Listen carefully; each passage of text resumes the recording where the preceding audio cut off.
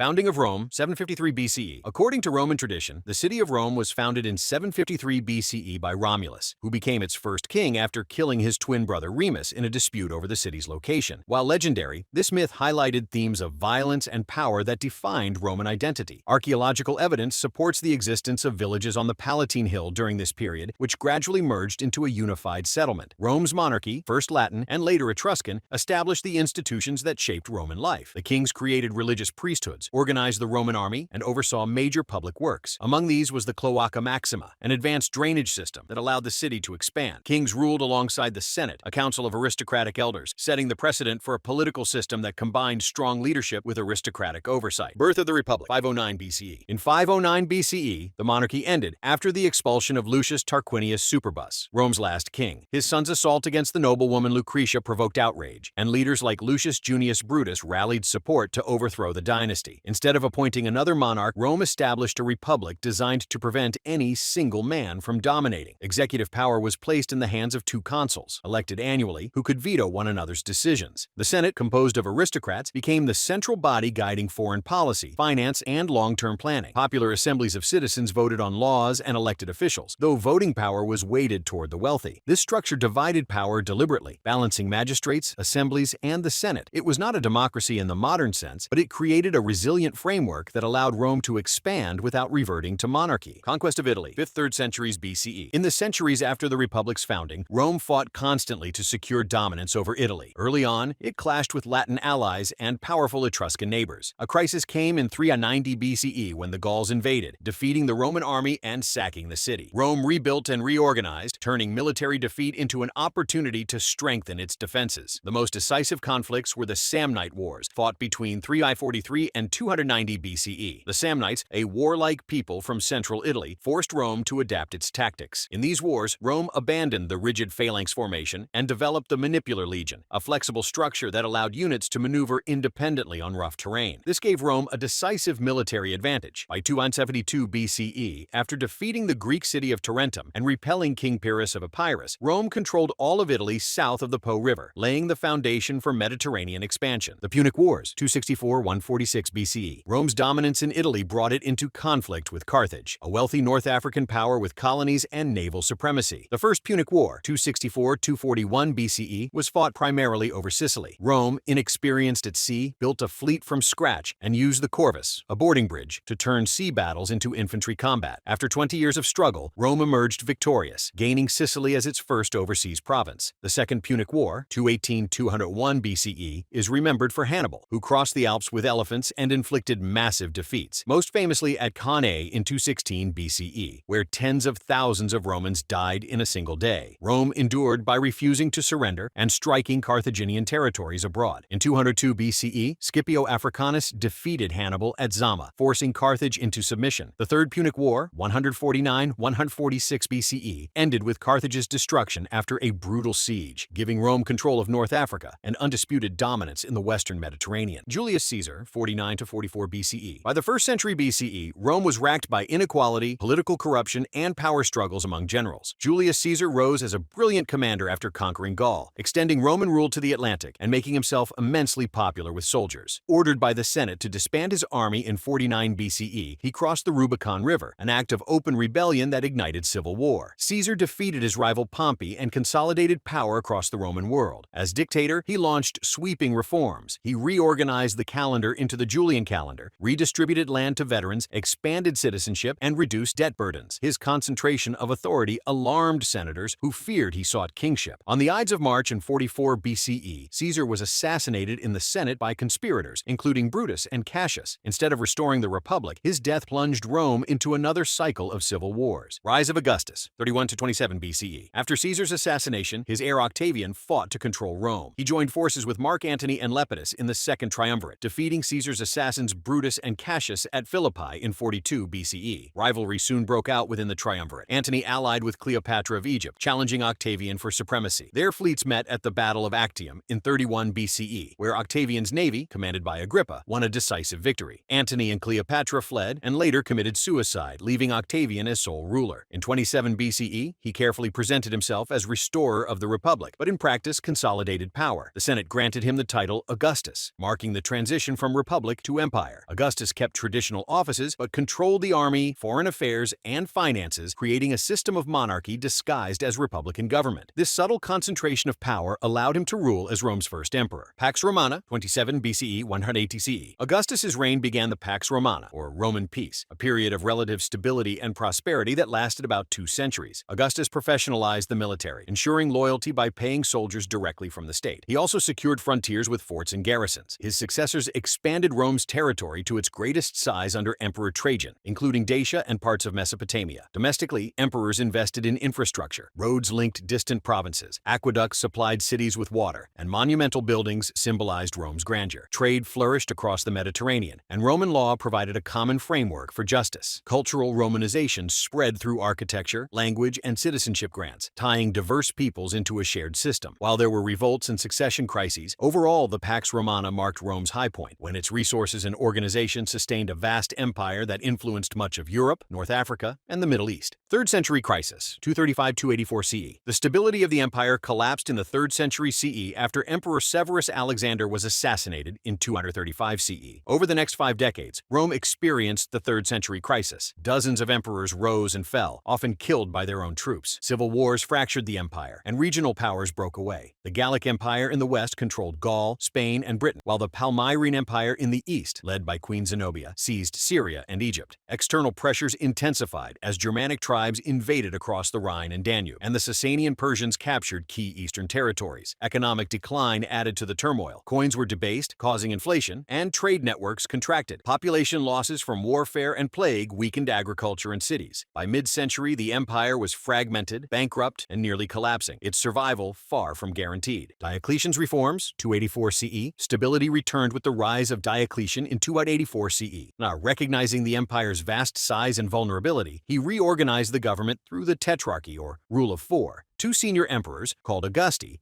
and 2 junior Caesars governed different regions, ensuring defense and succession. This reduced reliance on a single ruler and allowed quicker responses to invasions. Diocletian also restructured the provinces, making them smaller to prevent governors from gaining too much power. Militarily, he expanded the army and fortified borders. Economically, he attempted to stop inflation through the Edict on Maximum Prices, which set fixed limits on wages and goods, though it failed in practice. Religiously, he launched the Great Persecution of Christians, seeking to restore unity through traditional religion, but Christianity continued to grow. Diocletian's reforms stabilized the empire, particularly the eastern half, and extended its survival long after his reign. Constantine and Christianity, 312–337 CE. Constantine emerged victorious from the civil wars that followed Diocletian's abdication. In 312 CE, at the Battle of the Milvian Bridge, he defeated Maxentius after adopting the Christian cross as his symbol of victory. In 313 CE, he issued the Edict of Milan with his co-emperor Licinius, granting religious tolerance and legalizing Christianity. Constantine gave the church privileges, funded the construction of major basilicas, and supported Christian clergy. In 325 CE, he convened the Council of Nicaea, which resolved doctrinal disputes and established the Nicene Creed, a central statement of Christian belief. Constantine also redefined the empire politically. In 330 CE, he founded Constantinople as a new capital on the site of Byzantium, strategically placed between Europe and Asia. Constantinople became the empire's eastern stronghold, ensuring the continuation of Roman rule long after the West collapsed. Then sack of Rome, 410 CE. By the early 5th century, the Western Empire was weakened by invasions, economic decline, and political instability. In 410 CE, the Visigoths, led by King Alaric, captured and sacked the city of Rome. The Visigoths had originally entered the empire as refugees from the Huns but were mistreated and rebelled. After years of negotiations and conflict, Alaric marched on Rome and besieged it. When the city fell, the Visigoths looted for 3 days, though some sacred sites were spared. This was the first time in nearly 8 centuries that Rome had been taken by a foreign enemy. The sack shocked contemporaries, demonstrating that the Eternal City was no longer secure. While the empire endured for a few more decades, the psychological impact of 410 CE signaled that Rome's days as the world's dominant power were coming to an end. Fall of the West, 476 CE. By the mid-5th century, the Western Roman Empire had lost control of most of its provinces. Gaul, Spain, and North Africa were occupied by Germanic kingdoms, leaving Italy as the empire's last stronghold. The central government relied heavily on barbarian generals to command its armies. In 476 CE, the Germanic Germanic leader Odoacer deposed the boy emperor Romulus Augustulus. Rather than appointing a successor, Odoacer sent the imperial regalia to Constantinople, signaling that the Western throne would remain vacant. He ruled Italy as king under nominal recognition of the Eastern emperor. This moment is traditionally seen as the end of the Western Roman Empire. While Roman law, culture, and institutions survived in the new kingdoms, the political authority of Rome in the West was gone. The eastern half, centered on Constantinople, continued for another 1,000 years as the Byzantine Empire.